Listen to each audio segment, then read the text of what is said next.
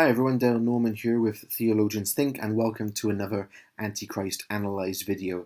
We've been talking a lot about the Third Temple predictions that are closely associated and connected with the Antichrist. I hope you found those helpful. Now we're going to move on and look at some of the descriptions and titles given to this person who is called the Antichrist. And so the first one today is the actual name, the Antichrist. Now, did you know that the name Antichrist is not in the book of Revelation or the book of Daniel, the two books that you would expect to find it, but actually it is contained in the Johannine epistles, the letters of 1 John and 2 John. Basically, the word Antichrist is only mentioned 4 times in the entire Bible, and that is 1 John chapter 2, verse 18, chapter 2, verse 22, chapter 4, verse 3, and then the letter of 2 John, verse 7. There are a couple of things that we need to look at as we study this. The first thing to say is that we see that the plural form of the word is used even now. So in chapter 2, verse 18, it says, "Dear children, this is the last hour, and as you have heard that the Antichrist is coming, even now many Antichrists have come." This is how we know this is the last hour. So we do have to acknowledge that there are many Antichrists. The text says there was more than one person who was behaving this way during the first century when John was writing. But people sort of turn that around and say, yes, but you cannot get away from the fact that it is still using the singular version of the word that the Antichrist is coming. Well, I've noticed in a couple of translations of the Bible, there are some different ways of saying it. For example, in the Word English Bible, it says that the Antichrist is coming, and the A is capitalized. So that's obviously, I think, a very modern translation. Now, the NIV says, and as you have heard, the Antichrist is coming. So the again, but with a lowercase a. And then the New Revised Standard Version says, you have heard that Antichrist shall come. It does not use the, so it's just used as a general term to describe something. So people keep saying, well, how do we answer this fact that there is one person? Well, it can be one person, but I would also say there can be many antichrists. I mean, let's read the text to see what does it actually mean to be an antichrist. So in chapter 2 of 1 John, verse 22, it says, this is the definition of an antichrist. Who is the liar? It is whoever denies that Jesus is the Christ. Such a person is the Antichrist, denying the Father and the Son. So what we find here is that within John's community, he was basically writing to a church that were very tempted to follow the ways of the world, idolatry and adultery, and he's telling them, do not walk in this darkness. And there were people within his community who were behaving in such a way that was against Christ, and they opposed the way of Christ. That's what the word means, literally, against Christ, and so they decided to go their own way. And see, anyone could be an antichrist. It just means denying Jesus Christ or going against his way. In the same way there can be many murderers, there can be many thieves, there can be many liars. We give a title to something, but many people can do that very thing. I mean, in chapter 4, verse 3, we see the same thing. It says, "But every spirit that does not acknowledge Jesus is not from God. This is the spirit of the Antichrist, which you have heard is coming, and even now is already in the world."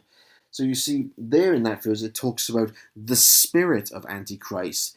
Antichrist is a certain way of thinking. It is a certain kind of behavior. It is not a title given to one person only in the future, in the end times. It was basically a way of behaving, a way of living. And again, we come back to the plural version of the word, that there were many in John's community that were antichrists.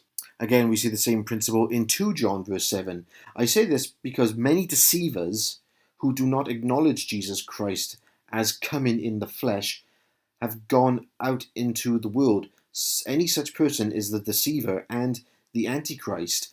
So not only was it connected to the identity of Christ, believing that he was Lord, but it was also those who were saying that he had not even come in flesh, that he had not been born into the world. And so it really does seem to be the emphasis on denying Christ in whatever way they could. Now, there's something else that needs to be said in terms of the Antichrist. A very important verse is so. Well, we'll just read it together. In verse 18, chapter 2, "Dear children, this is the last hour, and as you have heard that the Antichrist is coming, even now many Antichrists have come. This is how we know it is the last hour. They," so this is verse 19, this one is the key verse, "they went out from us, but they did not really belong to us. For if they had belonged to us, they would have remained with us. But their going showed that none of them belonged to us." So another thing that needs to happen to be an antichrist is that it needs to be someone who comes out within the Christian church. They're basically apostate Christians. They're basically Christians who have abandoned the way of Christ. Now, that means that the Antichrist has to come out within the Christian circuit. Now, the dispensational view is that the Antichrist will be for the Jews, and then he will make a covenant with them, and then go against the Jews. But in the letter of 1 John, it does not fit the category. The Antichrist needs to come out within the Christian church, because again, it just means a false Christ. And then the other thing that people point out is that, well, it does say in the text that this is the last hour, and the Antichrist can only be associated with the end of days, the final hour, the last days that we're living in. Well, the answer to that is that there were clearly Christians in the first century who thought that Jesus was going to probably come back in their lifetime, based on the understanding of Mark 13 and Matthew 24, that Jesus said, "This generation will not pass away until all these things have happened, and then that you will see the coming of the Son of Man on the clouds." So there was an expectation that they thought that Jesus would come back physically onto the earth. And of course, he said that some of the signs that would accompany that would be false Christs, deceivers. So this would be the image that John has in mind here. This is how we know that the last hour has come, because many antichrists have come, many deceivers have come to try to take God's people away from the truth. Now, do also make the distinction that this term, the last hour, is only used here, I believe. You do see the term the last day elsewhere. There is a sense that we have to understand that when they made these predictions that it was the last hour and then Jesus didn't come, it's almost like we have to learn the lessons from their mistakes, really, in that whenever people have tried to predict the coming of Christ, it's always had a 100% failure rate.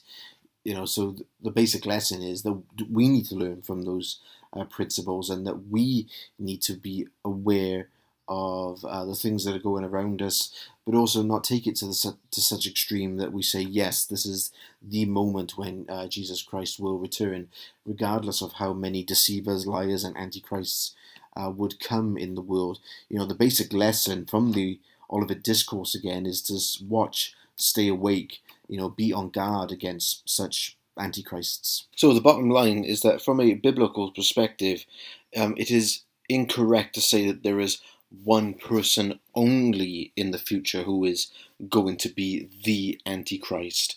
It's just a term of denying Christ, and there were many of them, and there are still many of them.